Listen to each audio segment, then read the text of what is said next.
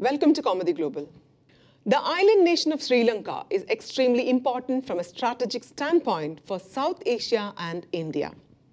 India and Sri Lanka have shared an extremely complex bilateral relationship ever since Sri Lanka gained independence in 1948, a year after India.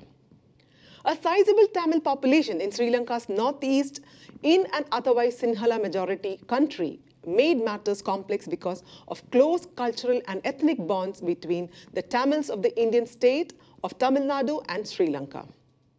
Atrocities against Tamils in a country with a Sinhala majority came to light after Sri Lanka gained independence in 1948.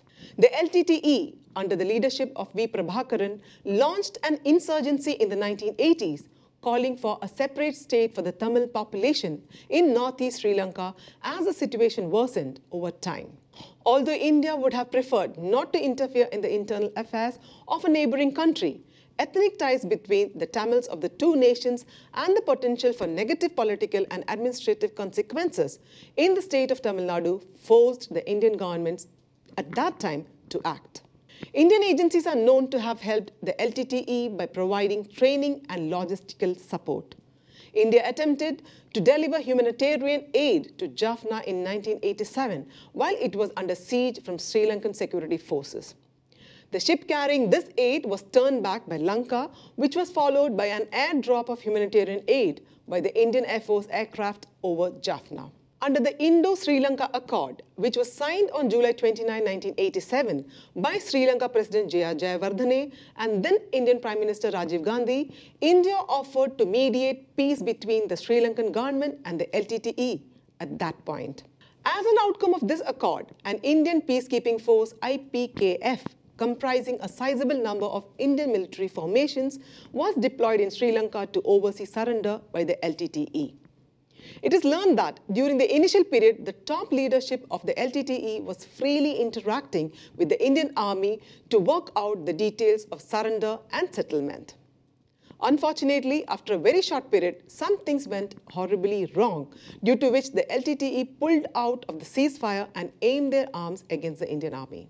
32 months of the IPKF's deployment in Sri Lanka saw 1,100 Indian soldiers losing their lives fighting for a foreign cause on a foreign soil, in addition to many more who suffered critical injuries.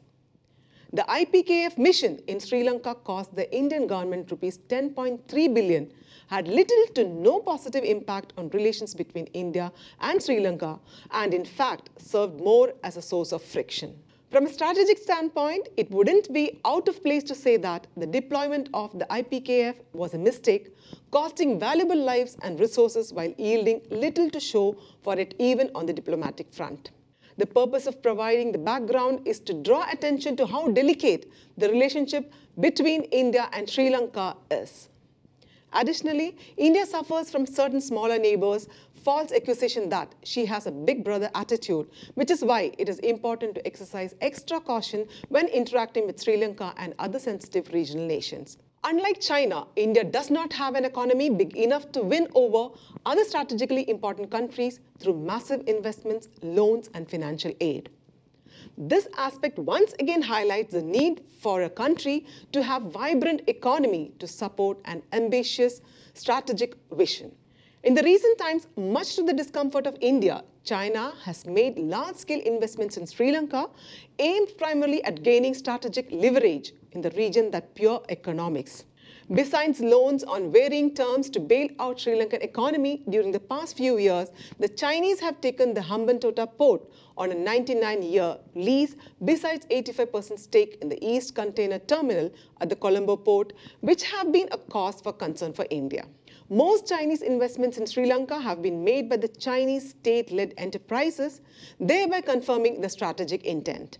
Internal turmoil in Sri Lanka also has the potential of refugees coming into Tamil Nadu because of the ethnic ties with the people of this Indian state.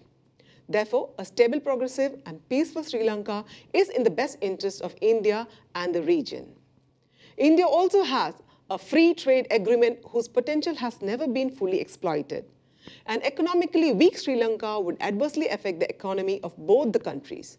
The Sri Lankan economy depends primarily on tourism, which is worst hit due to the prevailing turmoil and poor law and order situation. There are several interdependencies in the two economies which must be fully exploited. Indian tourists can contribute substantially to the Sri Lankan economy in case people-to-people contact is encouraged.